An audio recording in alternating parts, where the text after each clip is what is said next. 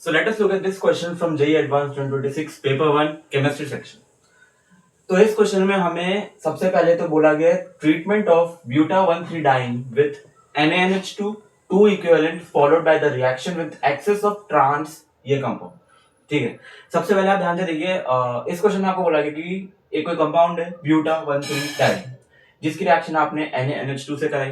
ठीक है, जिसके दो इक्विवेलेंट, ठीक है, और फिर आपने इसकी रिएक्शन जो है excess of trans of this compound इससे कराई। ठीक है, gives X as the major product. ठीक है, एक्स वो प्रोडक्ट सॉरी एक्स जो है वो मेजर प्रोडक्ट आ गया। हमसे क्वेश्चन में बोला है the maximum number of carbon atoms that are collinear in a straight line in X is. ठीक है, तो कह रहे हैं जो एक्स कंपाउंड है उसमें कितने नंबर ऑफ कार्बन एटम्स है जो कि मैक्सिमम स्ट्रेट लाइन में है। ठीक है, तो चलिए इस क्वेश्चन को सॉल्व करते हैं। सबसे पहले तो आपको देखना है कि ब्यूटा 1,3-डाइन इसकी IUPAC दी है, तो आपको सबसे पहले इसका कंपाउंड का स्ट्रक्चर बनाना है। तो इसको ब्रेक करेंगे तो ब्यूटा ब्यूटा मतलब कार्बन के नंबर कितने हैं, 4।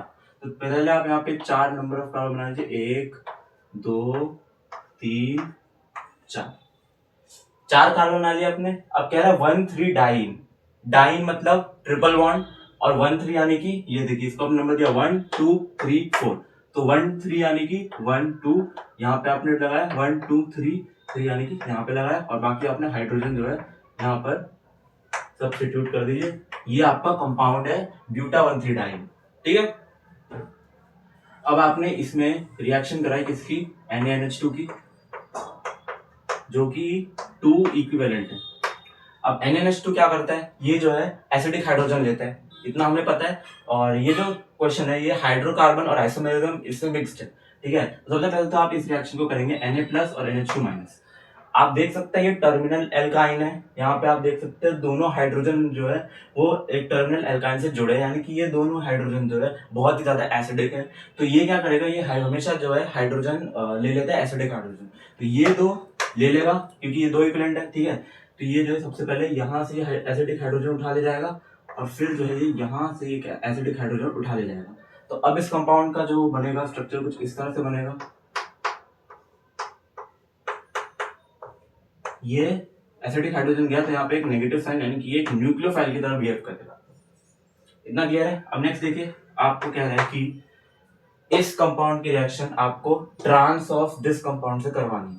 तो सबसे पहले आप इस कंपाउंड का स्ट्रक्चर बनाइए ट्रांस में। ट्रांस क्या होता है, जो दोनों सेम नंबर ऑफ सेम जो है सब्स्टिट्यूएंट्स वो 180 डिग्री के एंगल पे होते हैं। ठीक है, इसे हम कहते हैं ट्रांस। बाकी आप देख सकते हैं हाइड्रोजन हाइड्रोजन CH3 और CH2Br। साफ साफ देखिए आप यहाँ पे CH2Br है और ये न्यूक्लियोफाइल है।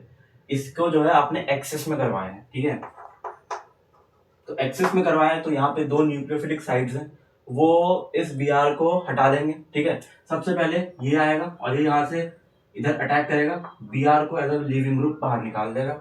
सिमिलरली ये आएगा, फिर से यहाँ पे अटैक करेगा और Br को एज अ लीविंग ग्रुप बाहर निकाल देगा। तो रिजल्टिंग कंपाउंड जो बनेगा वो हम यहाँ पे देख लेते हैं।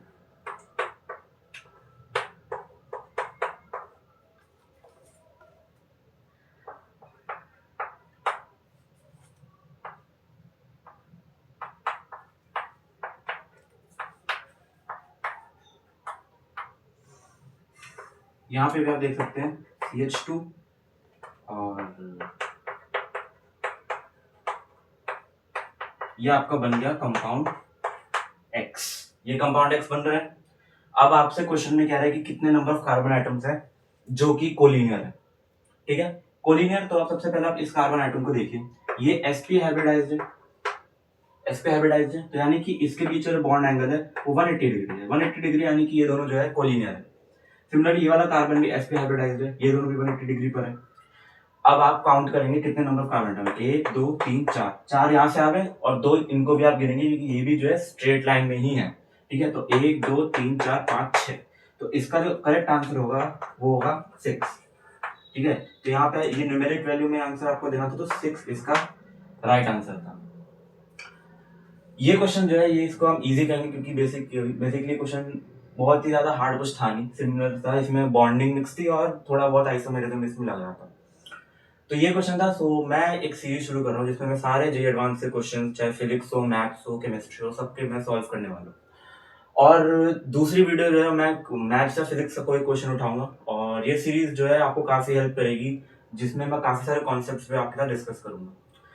तो चलिए आज की वीडियो के लिए इतना ही, और अगर आपको मेरा वीडियो अच्छा लगा तो प्लीज़ इसे लाइक कीजिए और मेरे चैनल को सब्सक्राइब कीजिए, and I will see you guys in the next video. Good luck.